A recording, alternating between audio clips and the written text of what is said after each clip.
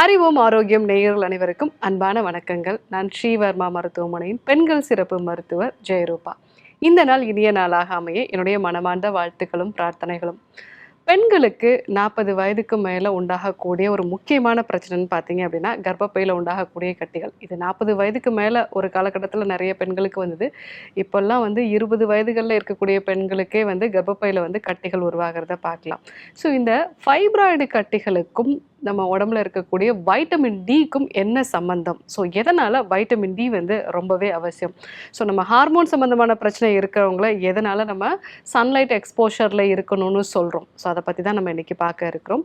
So இந்த fibroid கட்டிகள் அப்படிங்கிறது சமீப காலமாக கர்ப்பப்பையை நீக்கக்கூடிய அறுவை சிகிச்சைக்கு ஒரு முக்கியமான காரணமா இருக்கு. ஸோ என்னதான் இந்த கட்டிகள் கேன்சர் இல்லாத கட்டிகள் அப்படின்னு நமக்கு சொன்னா கூட, அதனுடைய அளவு ரொம்ப பெருசா இருக்கும் பொழுதோ, இல்ல இதனால உங்களுக்கு அதிகப்படியான உதிரப்போக்கு இருக்கும் பொழுது, சில பெண்களுக்கு இந்த கட்டிகள் கேன்சரா மாறிடும் அப்படிங்கிற ஒரு பயத்தினாலே நிறைய அறுவை சிகிச்சைகள் பரிந்துரைக்கப்படுது. ஸோ இந்த கட்டிகள் வராம தடுக்கிறதுக்கு நம்ம நிறைய உணவு முறை மாற்றங்களை பத்தி நம்ம சொல்லியிருக்கோம். அதே மாதிரி வாழ்வியல் முறை மாற்றங்கள், மிக முக்கியமாக சூரிய வெளிச்சம் நம்ம உடம்புல படுற மாதிரி ஒரு நாளைக்கு குறைஞ்சது 10லேருந்து 30 நிமிஷமாவது நம்ம இருக்கணும் அப்படிங்கிறத தொடர்ந்து நம்ம வலியுறுத்திட்டு இருக்கோம். ஸோ எதனால இந்த சூரிய வெளிச்சம் அவசியம் அப்படிங்கிறத பற்றி நம்ம இன்னைக்கு பார்க்க இருக்கிறோம். சூரிய வெளிச்சத்துலேருந்து நமக்கு கிடைக்கக்கூடிய வைட்டமின் டி, சமீப காலமாக நம்ம இந்த ஃபைப்ராய்ட்ஸ் பிரச்சனையினால பாதிக்கப்படக்கூடிய பெண்கள், முக்கியமாக கர்ப்பப்பையில் ஃபைப்ராய்ட்ஸ் வந்தாலும் சரி, மார்பகங்களில் ஃபைப்ரோ அடினோமான்னு சொல்லக்கூடிய கட்டிகள். ஸோ இந்த 2 பிரச்சனைகள்லையுமே நம்ம அவங்களுடைய வைட்டமின் டி அளவை செக் பண்ணி பார்க்கும்போது பெரும்பாலும் அவங்களுக்கு குறைவாக தான் இருக்குது. இன்னும் சில நபர்களுக்கு ரொம்பவே அளவில் கம்மியாக இருக்குது. சாதாரணமாக அது 30லேருந்து 100 கிராம் வரைக்கும் நேனோகிராம் வரைக்கும் இருக்குது அப்படின்னா அது நார்மலான ஒரு விஷயமா நம்ம பார்ப்போம். ஆனால் 30க்கு கீழே ஒரு 20லேருந்து 30 வரைக்கும் அதனுடைய அளவுகள் இருக்குது அப்படின்னா நம்ம ஓரளவுக்கு அவங்களுக்கு சன்லைட் எக்ஸ்போஷரை நம்ம கொடுக்க சொல்லுவோம். பட் இன்னும் பெண்களுக்கு பார்த்தீங்கன்னா ஒரு சிலருக்கு அதனுடைய அளவு 3, 4 இந்த மாதிரியான அளவு 10க்கும் குறைவாக இருக்கும் பொழுது, ஸோ அவங்களுக்கு இந்த ஃபைப்ராய்டு கட்டிகள் மிக வேகமாக வளர்றதை பார்க்குறோம். இதை பற்றி நிறைய ஆராய்ச்சிகள் நடந்திருக்கு.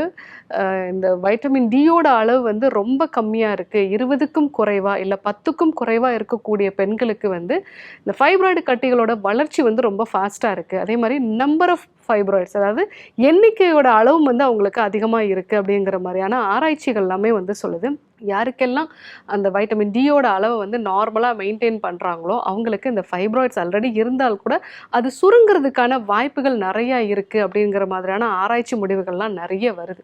ஸோ எதனால் இந்த வைட்டமின் டி நமக்கு கர்ப்பப்பையில் ஃபைப்ராய்டு கட்டிகளை, மார்பகங்களில் ஃபைப்ராய்டு கட்டிகளை உருவாக்குது அப்படின்னா, ஸோ இந்த ஃபைப்ராய்டு கட்டிகள் அப்படிங்கிறது ஈஸ்ட்ரோஜன் டாமினன்ஸ்னால வரக்கூடியது. நம்ம உடம்புல ஈஸ்ட்ரோஜன் ஹார்மோன் தேவையான அளவு இருக்கணும். இது அளவுக்கு அதிகமாக இருக்கும் பொழுது நம்ம உடம்பை விட்டு அது முறையாக வெளிப்படுத்த முடியாத ஒரு நிலை. அது முறையாக அது வளர்சிதை மாற்றம் அடைஞ்சு உடலில் அது ஒரு கழிவுகளாக வெளியேறாத நிலையில தான் இது தொடர்ந்து உடம்புல தங்கி ஃபைப்ராய்டு கட்டிகளை உருவாக்குது. இந்த ஈஸ்ட்ரோஜன் ஹார்மோன் அப்படிங்கிறது நம்மளுடைய சினைப்பையிலிருந்து உருவாகிறது. இன்னும் சில நபர்களுக்கு பார்த்தீங்கன்னா அவங்க உடம்புல இருக்கக்கூடிய கொழுப்பு செல்கள், அடிப்போஸ் டிஷ்யூ அப்படின்னு நம்ம சொல்லுவோம். இந்த அடிப்போஸ் டிஷ்யூலேருந்து அரோமேட்டேஸ் அப்படிங்கிற ஒரு என்சைமோட ஆக்டிவிட்டி இருந்தது அப்படின்னா அது ஆண் தன்மைக்கான ஆண்ட்ரோஜன் ஹார்மோனாகவும் ஈஸ்ட்ரோஜன் ஹார்மோனாகவும் நிறைய ப்ரொடியூஸ் ஆகும். அதனால தான் உடல் பருமன் இருக்கக்கூடிய பெண்களுக்கு இந்த ஃபைப்ராய்டு வரதுக்கான வாய்ப்புகள் அதிகமாக இருக்குது. அதே மாதிரி உடம்புல அடிப்போஸ் டிஷ்யூவோட அளவு அதிகமாக இருக்கக்கூடிய பெண்கள்,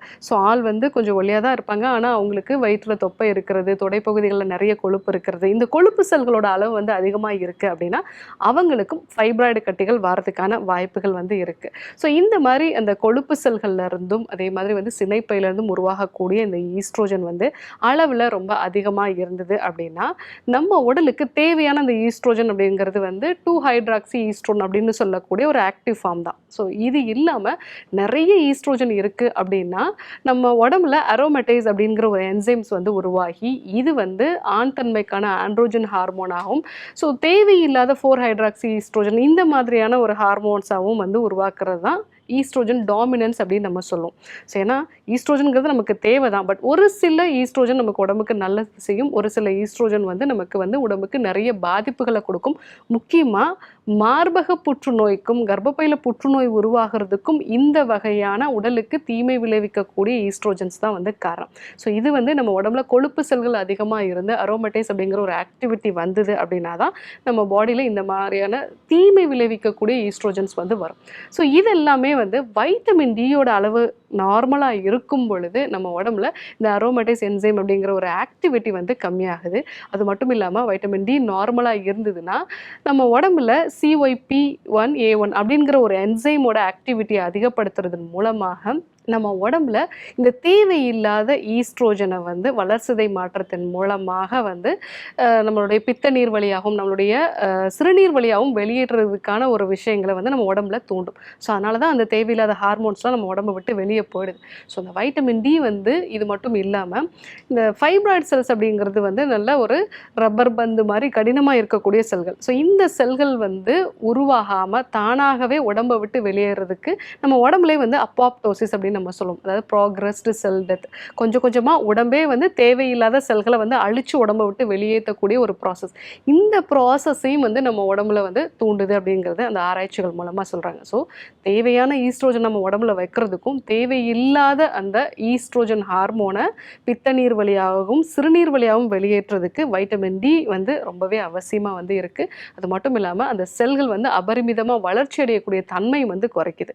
இது இல்லாமல் கேன்சர் செல்லாம் மாறக்கூடிய நிலையும் வந்து குறைக்குது. ஏன்னா நிறைய பெண்கள் இன்றைக்கு அறுவை சிகிச்சைக்கு போகிறதுக்கு ஒரு முக்கியமான காரணமாக இருக்கிறது இந்த செல் வந்து, அதாவது ஒரு ஃபைப்ராய்டு செல் அப்படிங்கிறது வந்து கேன்சர் செல்லாம் மாறிடுமோ இந்த ஒரு பயத்தில் தான் எல்லாருமே இன்றைக்கு அறுவை சிகிச்சைக்கு போகிறாங்க.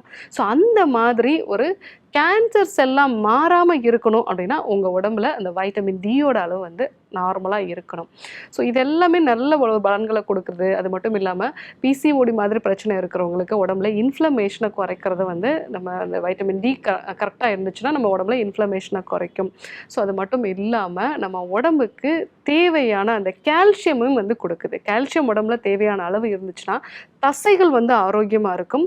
ஸோ அதிகப்படியான குளுக்கோஸ், இந்த பிசிஓடி ஃபைப்ராய்ட்ஸ்லாம் பார்த்தீங்க அப்படின்னா உடம்புல அதிகப்படியான குளுக்கோஸ் வந்து இருக்கும். ஸோ இந்த குளுக்கோஸை வந்து தசைகளில் போய் வந்து அதை வந்து செரிமானம் பண்ணி அதுக்கு தேவையான ஒரு எனர்ஜியாக மாறுறதுக்கான விஷயங்களை வந்து நம்ம உடம்புல அதிகப்படுத்தும். ஸோ எலும்புகளும் வந்து ஆரோக்கியமாக இருக்கும். ஸோ மூட்டு வலி இந்த மாதிரியான பிரச்சனைகளும் வராமல் தடுக்கும்.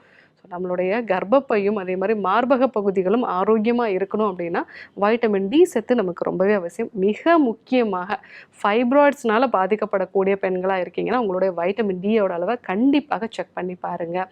பரம்பரையாக வந்து அம்மாவுக்கோ இல்லை அக்காவுக்கோ வந்து ஃபைப்ராய்ட்ஸ் இருக்குது, ஸோ எனக்கும் வராமல் தடுக்கணும்னு நினைக்கிறவங்க வந்து ரெகுலராக உங்களோட வைட்டமின் டியோட அளவை வந்து செக் பண்ணி பாருங்கள். ஸோ உணவுலையும் வைட்டமின் டி அதிகமாக இருக்கக்கூடிய உணவுப் பொருட்களை வந்து எடுத்துக்கோங்க. ஸோ அதாவது மீன் வகைகளில் வந்து வைட்டமின் டி இருக்குது, காளான் வகையான உணவுகளில் வைட்டமின் டி இருக்குது, நாட்டுக்கோழி முட்டையில் வந்து வைட்டமின் டி இருக்குது. ஸோ இதெல்லாம் நீங்கள் வந்து உணவில் அடிக்கடி சேர்த்துக்கிறது நல்லது. கூடவே ரெகுலராக 10லேருந்து 30 நிமிஷம் வந்து நீங்கள் சூரிய வெளிச்சம் உடம்புல படுற மாதிரியான ஒரு வாழ்வியல் முறையை வந்து நீங்கள் ஃபாலோ பண்ணணும். இதெல்லாம் ஃபாலோ பண்ணிங்க அப்படின்னா வைட்டமின் டி வந்து உங்களுக்கு தேவையான அளவு இருக்கும். ஃபைப்ராய்டு மாதிரியான பிரச்சனைகளும் நீங்கள் வராமல் தடுக்கலாம். ஸோ இன்றைக்கு பெண்களுக்கு மிக முக்கியமான பிரச்சனையாக இருக்கக்கூடிய ஃபைப்ராய்ட்ஸ். ஏன்னா அறுவை சிகிச்சை பரிந்துரைப்படுறதுக்கு இது ஒரு முக்கியமான காரணமாக இருக்குது. இந்த வைட்டமின் டி அப்படிங்கிறது வந்து எப்படி ஃபைப்ராய்ட்ஸ் வராமல் குறைக்குது அப்படிங்கிறத பற்றி நம்ம இன்றைக்கி பார்த்தோம். ஸோ கண்டிப்பாக நீங்களும் நான் சொன்ன இந்த விஷயங்களெல்லாம் வந்து ஃபாலோ பண்ணுங்கள். ஃபைப்ராய்ட்ஸ் வராமல் தடுத்துக்கலாம். வந்தாலும் அறுவை சிகிச்சை இல்லாமல் அதை வந்து எப்படி சரி செய்கிறது அப்படிங்கிறத நம்ம தொடர்ந்து சொல்லிகிட்டே இருக்கோம். இதே போன்று ஒரு நல்ல தகவலோடு உங்களை சந்திக்கிறேன். நன்றி, வணக்கம்.